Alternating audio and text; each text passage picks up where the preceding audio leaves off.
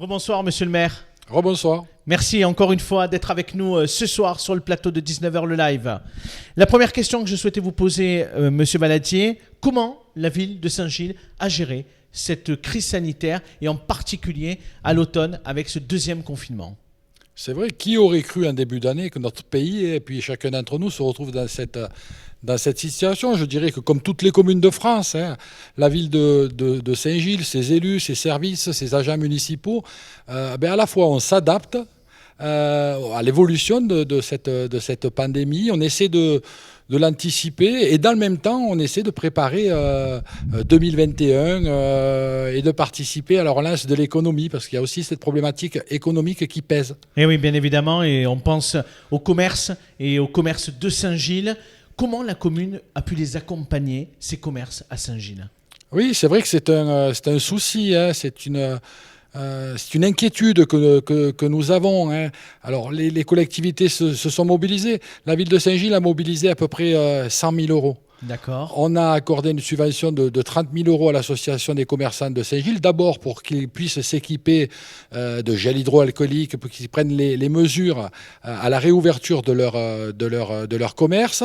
Ça leur permettra aussi, au milieu du mois de décembre, de lancer une tombola où il y aura une voiture à gagner. Ah, très bien. Et pour inciter... Ça, c'est pour Noël ? Oui, c'est pour Noël.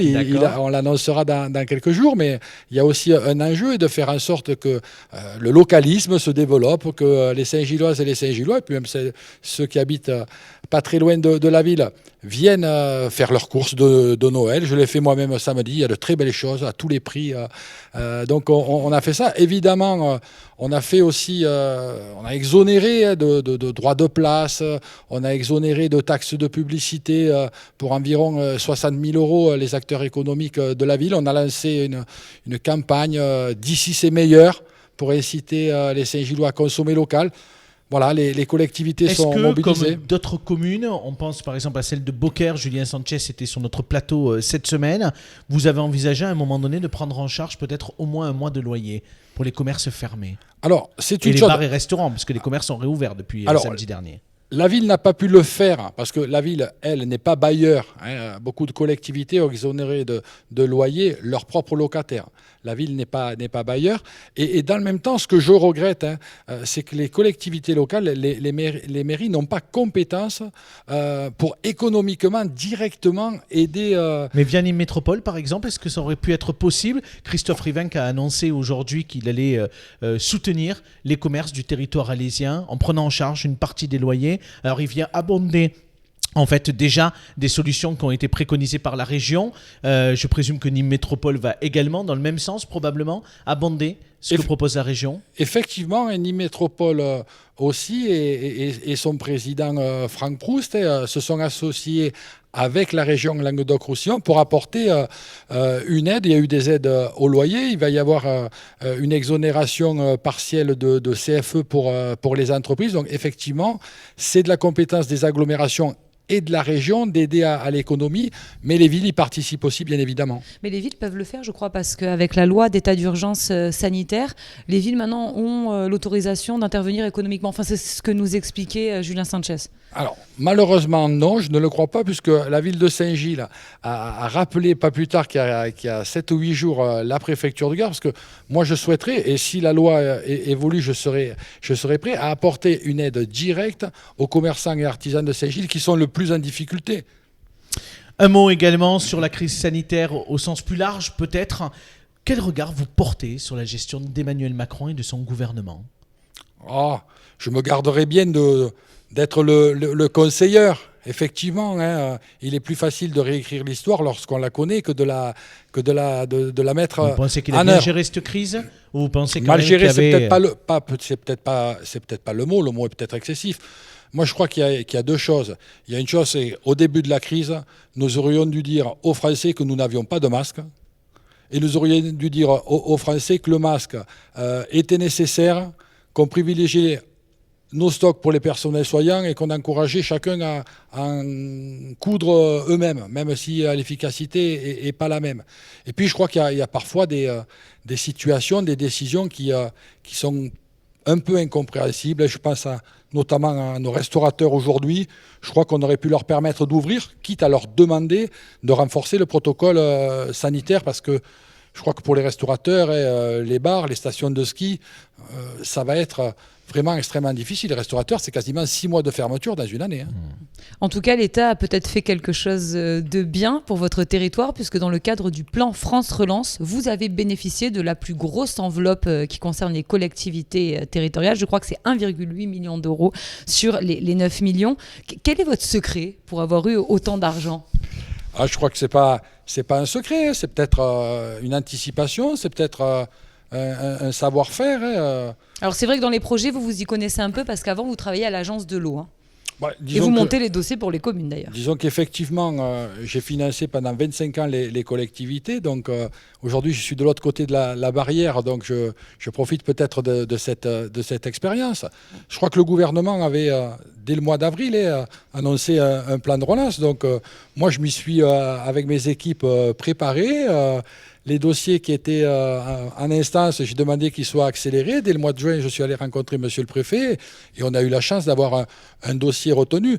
Après, les dossiers, ils sont retenus aussi lorsqu'ils sont de qualité. C'est 2 écoles notamment, là. Oui, l'école Jules Ferry, c'est un projet d'un peu plus de 6,5 millions d'euros en 2 tranches. L'État nous y aide à 50%.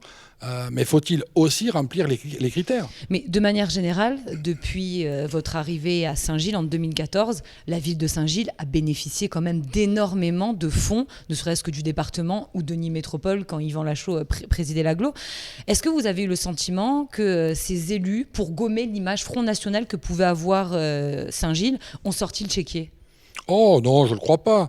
D'abord, l'image Front National de Saint-Gilles, elle ne lui appartient pas. Et je dirais que le Front National fort dans ce territoire, il ne date pas de 2014, il date des années 80-90. C'était la première commune à tomber dans l'escarcelle du Front National en 1989. Oui, effectivement, mais je ne crois pas que ça soit un critère d'appréciation de nos partenaires. Je crois qu'ils se basent sur le maire qui gère bien les dossiers. Non, pas sur le maire. Nos partenaires, ils ne prêtent pas à Eddie Valadier. Ils prêtent parce qu'Eddie Valadier et son équipe, ils portent des projets utiles à nos concitoyens, utiles à cette collectivité. Est-ce qu'on peut dire peut-être, pour abonder dans le sens de Coralie, que peut-être que Saint-Gilles avait été peut-être un peu un territoire abandonné pendant des années et qu'effectivement aujourd'hui il y a une forme de rattrapage pour permettre effectivement à Saint-Gilles de se reconstruire, de proposer aussi des choses nouvelles sur son territoire ? Ça a été le sens de mon engagement en 2014. C'est ce que j'ai dit aux Saint-Gillois. J'ai dit, vous pouvez garder confiance, on peut redresser et redynamiser cette collectivité. Je m'y suis employé pendant 6 ans. La ville de Saint-Gilles a investi plus de 42 millions d'euros pendant 6 ans sans augmenter sa dette et en baissant ses impôts. C'est dire que c'était possible. C'est quand même aussi un travail de tous les jours, un travail quotidien. Quel est le projet dont vous êtes le plus fier ? Projet dont je suis le plus fier, c'est peut-être... Les projets sont multiples à Saint-Gilles, on le sait, on a restauré notre abbatiale. Un sujet qui vous tenait peut-être davantage à cœur. Moi, je crois que ce que je suis fier, c'est que j'ai la faiblesse de croire que l'image de cette ville a changé. Voilà. Et tout n'y va peut-être pas toujours bien, mais il y a beaucoup de choses qui vont beaucoup mieux. Et ça, je crois que les observateurs le voient. Et surtout, ce qui m'intéresse le plus, c'est que les Saint-Gillois le ressentent. Et je crois que les Saint-Gillois ont aussi retrouver de la fierté dans leur collectivité. Il y a peut-être un élément, au-delà du fait que Saint-Gilles a pu être abandonné. Vous savez monter les dossiers, mais vous êtes aussi un fin politique. Est-ce que, aujourd'hui, les yeux dans les yeux, vous ne pouvez pas nous avouer que la majorité relative au département et que les dissensions qu'on a pu connaître à Nîmes Métropole, entre Yvan Lachaud et Jean-Paul Fournier, vous ont profité de quelque sorte ? Parce qu'en vous alliant à l'un ou à l'autre, forcément, ça pouvait à certains moments faire basculer. Alors, est-ce que vous avez, vous, profité de ces situations politiques pour avoir un peu plus d'argent, mais encore une fois, pour vous administrer ? Moi, je n'ai pas fait d'alliance avec quiconque. Je n'ai pas fait d'alliance avec le président du département socialiste de Nîmes-Boide ou avec l'ancien président de l'agglomération, Yvan Lachaud. Je le rappelle, Yvan Lachaud, c'est Jean-Paul Fournier qui nous a demandé de le soutenir. Quelquefois, dans ces 2 hémicycles, votre vote faisait basculer la balance d'un côté ou de l'autre. Mon vote, il a toujours été fidèle. au département, j'ai toujours suivi les consignes de notre groupe. Après, on s'adapte au contexte, mais ce qu'on demande à un maire, à un élu, c'est aussi de s'adapter et de s'insérer dans les règles du moment. Un mot, comme Coralie était en train de le dire, et vous venez d'en parler, de Jean-Paul Fournier. Comment ça va dans vos relations avec Jean-Paul Fournier? Écoutez, il n'a pas été très tendre avec vous au moment de l'élection de la présidence de Nîmes Métropole, en disant que vous aviez peut-être pas l'étoffe ou le costume était peut-être un peu trop grand pour vous? Comme j'ai eu l'occasion de vous le dire, il appartient à chacun de s'engager vers un ou un autre candidat. Moi, je respecte la position de Jean-Paul Fournier, qui était une position logique de soutenir Franck Proust. Vous l'avez revu depuis en tête-à-tête ? Non, je n'ai pas eu l'occasion de le revoir en tête-à-tête. J'ai vu Franck Proust il y a 2-3 jours. Pas encore Jean-Paul Fournier. Il faut dire aussi que le contexte sanitaire n'a pas fait cet été qu'on ait pu se croiser à une corrida à Saint-Gilles ou à Nîmes. Ce qui est intéressant, c'est que dans vos relations avec Jean-Paul Fournier, elles ont été toujours un peu tumultueuses. On pense à 2010, par exemple, au municipal de Saint-Gilles. Lorsque vous perdez les municipales partielles, Jean-Paul Fournier vous vire du secrétariat départemental adjoint. Enfin, c'est pas la première altercation que vous avez avec M. Fournier. On connaît son caractère. C'est un homme, c'est un pur sang, Jean-Paul Fournier. Donc, effectivement, moi, j'ai toujours été à ses côtés. Moi, je le rappelle, moi, je suis engagé dans le mouvement gaulliste, j'avais 17 ans. Avant d'être maire de Saint-Gilles, j'en ai passé des pots de colle et collé des affiches. D'ailleurs, vous êtes toujours adhérent aujourd'hui chez les Républicains ? Bien évidemment, je vous le disais.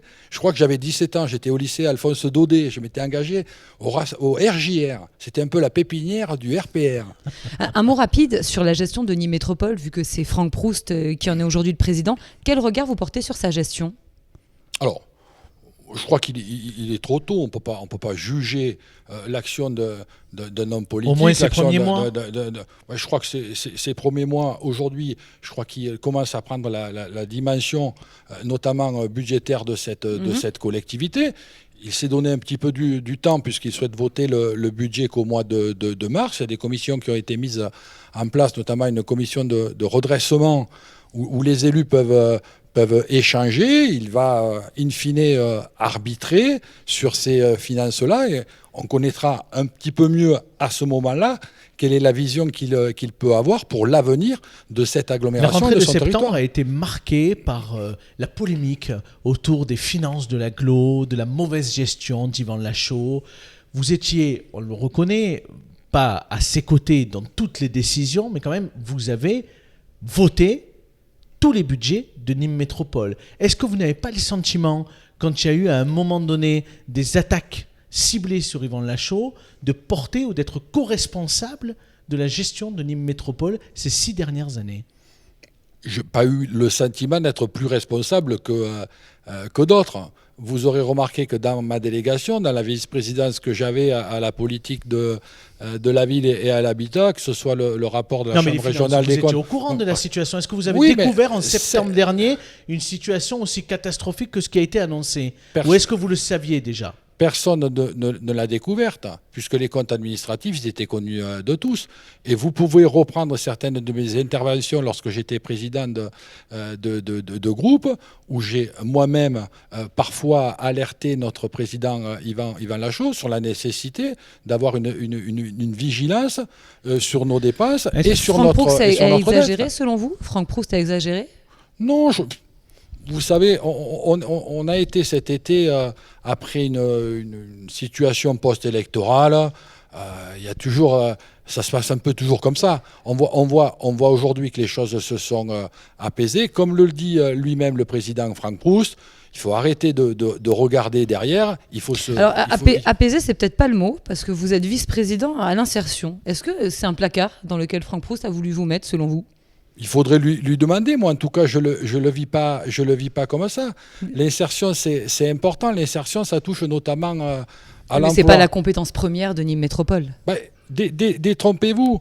Notamment, par exemple, dans le programme important que va lancer la ville de Nîmes, un demi-milliard d'euros, je le rappelle, dans le cadre de l'ANRU sur les quartiers de la ville de Nîmes. Il va y avoir de nombreuses entreprises, bien évidemment, qui vont opérer.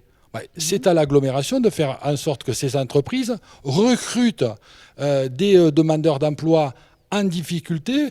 Pour les former, ça sera aussi de mon rôle et du rôle de l'agglomération. Oui, donc quand vous dites que c'est apaisé, on a le sentiment quand même que vous faites un peu de langue de bois, ou alors vous ne voyez pas la réalité, parce qu'aujourd'hui, Jean-Jacques Granat, qui vous a soutenu, n'a pas eu de délégation. Le maire de la Calmette, M. Boleg, qui était président du PETR, a été évincé de tous ses postes. Il y a quand même aujourd'hui une tension entre ceux qui vous soutenaient et ceux qui ont préféré rallier Franck Proust. Je l'ai dit à Franck Proust, comme je vous l'avais dit, je lui ai dit qu'il devait faire en sorte que, je crois que les choses s'apaisent aujourd'hui, de faire en sorte que certains puissent revenir et avoir des responsabilités. Je crois qu'il est réfléchi, les choses changeront. Alors, il y a Nîmes Métropole, mais il y a également le département. Coralie en parlait il y a quelques instants. Est-ce que, monsieur Baladji, vous serez candidat au départemental en juin prochain sur votre canton ? Alors, je crois que ça n'intéresse pas beaucoup de monde dans la situation actuelle. Mais, je crois que ça intéresse certains élus, comme le maire de Général qui hésite à y aller sur votre canton. Écoutez, donc ça intéresse des gens. Chacun est libre, bien évidemment, d'être candidat. Mais oui, moi, je peux vous le dire, avec ma collègue Huguette Ressart, qui est adjointe au maire de Millau, nous serons candidats probablement au mois de juin, comme il est annoncé. Ce qui permettra de reformer l'union de la droite et du centre avec l'UDI ? En tout cas, ça sera plus compliqué à Nîmes. En tout cas, dans cette ville de Saint-Gilles que j'ai le plaisir de présider, comme dans ce canton, il y a toujours eu l'union de la droite et du centre. Une dernière petite question sur la présidence du conseil départemental. Elle s'est tenue la semaine dernière. La droite et le centre ont présenté finalement 2 candidats, puis se sont retirés. Il y a eu des hésitations à se faire élire ou pas avec les voix du Rassemblement national, puisqu'on rappelle que la droite est en majorité relative. Vous, depuis le début, quelle était votre position et comment vous avez vu la stratégie, notamment de votre président Laurent Burgoa ? Moi, je peux le dire aujourd'hui, j'étais sur la position, vous le voyez, du maire de Nîmes, Jean-Paul Fournier. Voilà, je crois que... Il ne fallait pas présenter de candidat. Je crois que pour 5 mois... et comme j'ai pu le dire à Franck Proust comme à Laurent Burgoa, il valait mieux s'engager à essayer d'être majoritaire de façon durable, c'est-à-dire dans 6 mois, qu'à cette élection partielle. Bon, après, j'ai suivi la consigne de groupe, mais j'étais, c'est vrai, avec d'autres collègues, plutôt sur la position du maire de Nîmes. Merci beaucoup, monsieur Baladji, d'avoir été avec nous ce soir.